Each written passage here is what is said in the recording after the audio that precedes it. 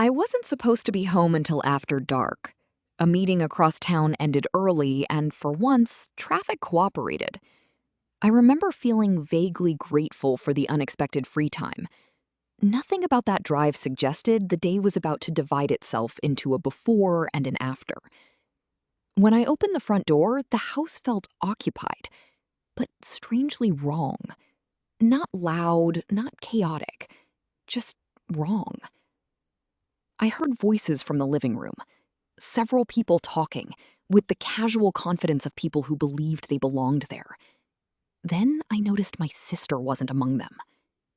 I found her sitting at the edge of the guest room bed. She didn't hear me come in. Her shoulders were shaking. Her eyes were swollen. There were tissues scattered beside her. For a moment, I genuinely thought someone had died. Sarah? She looked up so quickly that it startled both of us. The expression on her face wasn't grief. It was humiliation. The kind that arrives after hours of being cornered. I sat beside her. What happened?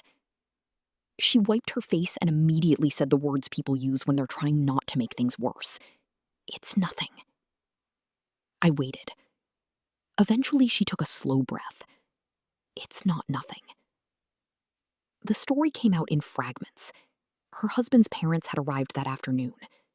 At first, the conversation had sounded harmless. Questions about finances, questions about future plans. Then questions about my house, the house I owned, the house where Sarah had been staying temporarily while navigating a difficult period in her marriage. Somehow, the discussion had evolved into assumptions. Assumptions about who might live here permanently. Assumptions about future ownership. Assumptions about decisions that weren't theirs to make. The worst part wasn't the content. It was the pressure, the repeated suggestions, the insistence that certain arrangements were only logical, the implication that family should be willing to sacrifice for family. Sarah wasn't crying because of one conversation. She was crying because she'd spent hours being treated like an obstacle to somebody else's plan. I asked a simple question. Where are they now? She looked toward the living room. I stood and walked there. 3 people sat around my coffee table. Spread across it were folders, printed documents, handwritten notes. One of them was pointing at a page. Another was discussing potential timelines. Nobody noticed me immediately. That probably bothered me more than anything else. They were so comfortable, as if the outcome had already been decided. My arrival interrupted the sentence, halfway through. Everyone looked up. A brief silence followed. Then came smiles, explanations, the kind that appear after people realize they've been caught somewhere they shouldn't be. I listened. I let them talk. I asked questions, civil ones, direct ones. Whose documents were those? Why were they discussing property they didn't own? Who had authorized these conversations? The answers became increasingly vague. What struck me most wasn't hostility, it was entitlement. Every explanation rested on the same invisible assumption. If enough pressure was applied, eventually everyone else would cooperate. I could feel Engel pushing at the edges of my patience, but Engel wasn't useful. Facts were. So, I gathered every document from the table, every page, every note. Then I excused myself and went into my office. For nearly an hour, I reviewed everything. Chink. Ownership record. Bought. Free documents. Mies Combs. The more I looked, the clearer the situation became. Nobody had broken into my house. Nobody had forged ownership.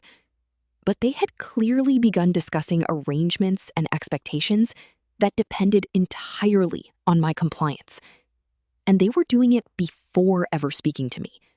That mattered. When I returned to the living room, the atmosphere had changed slightly. They were waiting, expecting an argument. Instead, I made a phone call. A very ordinary phone call to the attorney who had handled several family property matters over the years. He answered. I explained the situation. He asked a few questions. Then he said something simple. Put me on speaker. I did.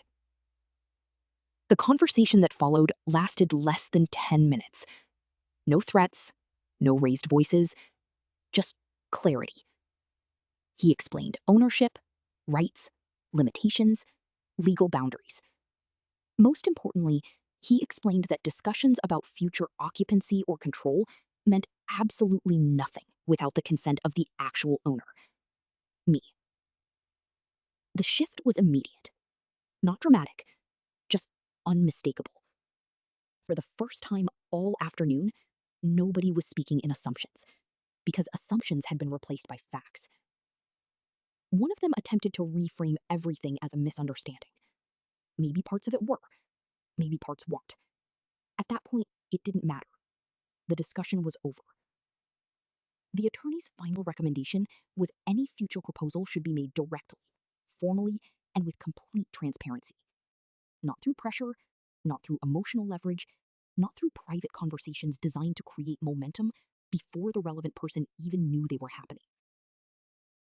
After the call ended, the room became very quiet. The confidence I'd walked into earlier was gone. Nobody had been publicly humiliated. Nobody had been destroyed. Reality had simply entered the conversation, and reality wasn't on their side. Within 30 minutes, they gathered their papers and left. The front door closed behind them. The house felt different. Immediately. Lighter. Not victorious, just lighter. I found Sarah sitting in the kitchen afterwards. She looked exhausted. We talked for a long time. Not about property, not about legal boundaries, about trust.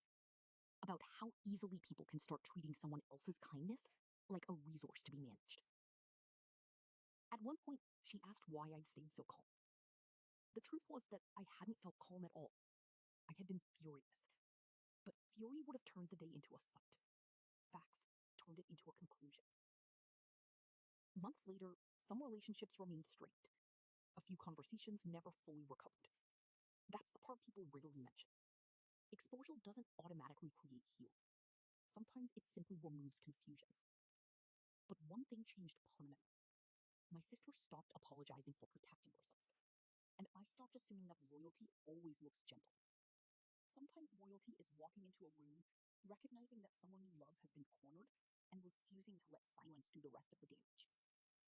There was no celebration afterward, no great speech, no perfect ending. Just a house that remained ours to decide about. And a sister who finally understood. She didn't have to face people like that alone. Ada,